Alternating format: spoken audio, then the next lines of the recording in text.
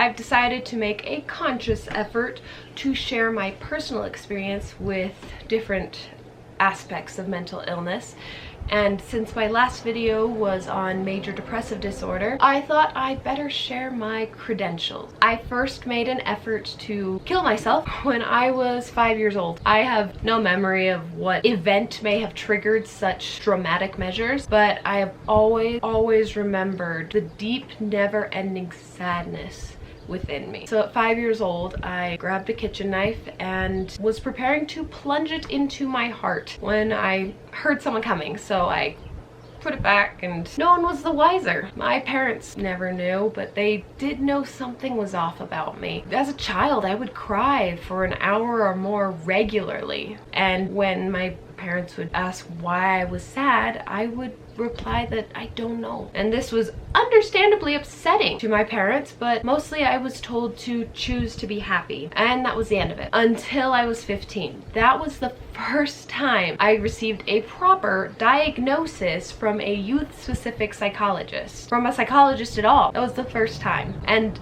the thrill of knowing that what I had been suffering from had a name and treatment and other people had it, it was indescribable. I wasn't alone anymore. Unfortunately, I was denied treatment through medication because my dad was still an unbeliever in mental illness. So I went to therapy instead, which is a fine and good option unless your therapist turns out to be a total creep like mine did. I, thankfully, was not a total naive space cadet, and I was immediately unimpressed with his disturbing fascination with my young teenage sex life. I told him such horrible lies, and I never returned, only after 2 sessions with this therapist. So that was super effective. I do regret not just asking to see a different therapist, but at the time I felt lucky that I even got the one, and I didn't feel like I could ask for another since I messed up the first one. And then sadly, a year later, at the age of 16, I tried to kill myself. I overdosed on pain medication before going to sleep, which resulted in me having a seizure, hitting my head and bleeding all over my bed, and having a terrible reaction to ibuprofen for the next 10 years. My parents once again never knew. I cleaned up the blood and I kept on living. It was only after getting married, having a baby, and then having severe postpartum depression settle in at age 22 that I finally was prescribed my first antidepressant. And praises be. I felt amazing. I felt lighter. It didn't make me happy, but it gave me the opportunity to not be sad all the time. The next time I made an effort to kill myself, I had 2 kids at the time.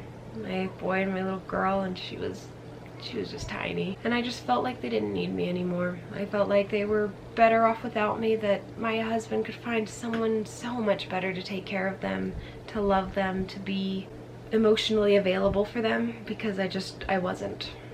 And so one night I put the kids to bed, I told them goodbye, and I went to my room, pulled out my husband's gun, and put headphones in and listened to Viva La Vida and cried. And by God's grace, I fell asleep instead of killing myself.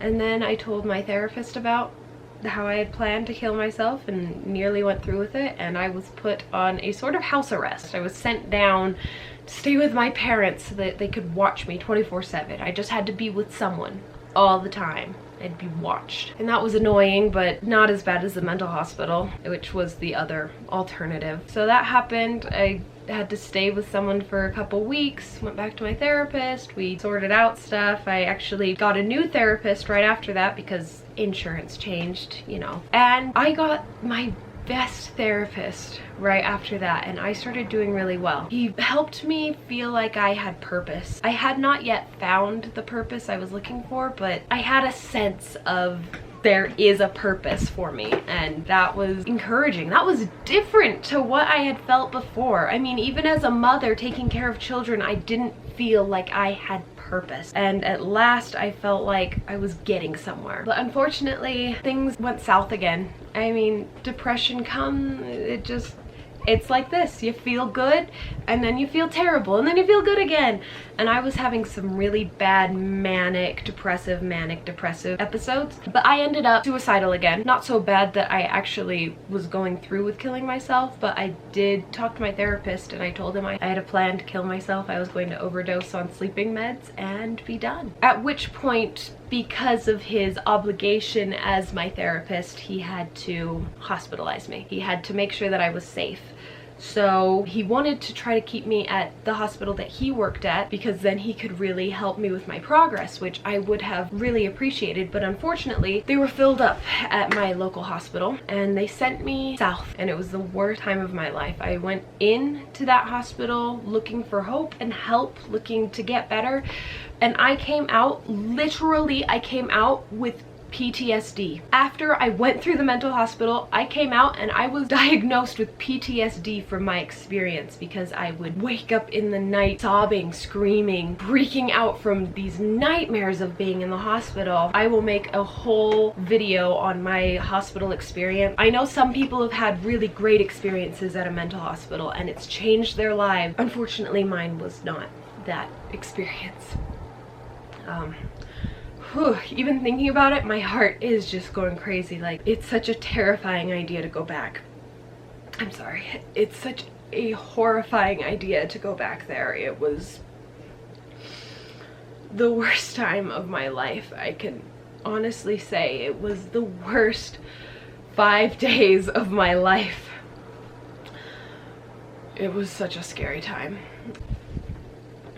I had more therapy for my depression, for my PTSD at that point, and I don't know, I've had therapy on and off. I've had different medications on and off. I had a genetics test recently. I mentioned a genetics test in my last video, Genomind. They'll send you a package, you do a DNA sample, you put it in the package, you send it back to them, and then they basically tell you what works for your body, what kind of medications work for your body, what kind of medications you should not have, and they send it to you online, and then you have it forever. You can give it to any doctor you want, and they could say, oh, well, I'm not going to prescribe you with this, I'm going to prescribe you with this, because it is exactly what your body wants. I did that. It's really made a difference. So happy about it. If you want to check out Genomind, there's a link in the description for that. Hopefully me sharing my experience here online can do some good for someone, because hey, I've had this for 23 years.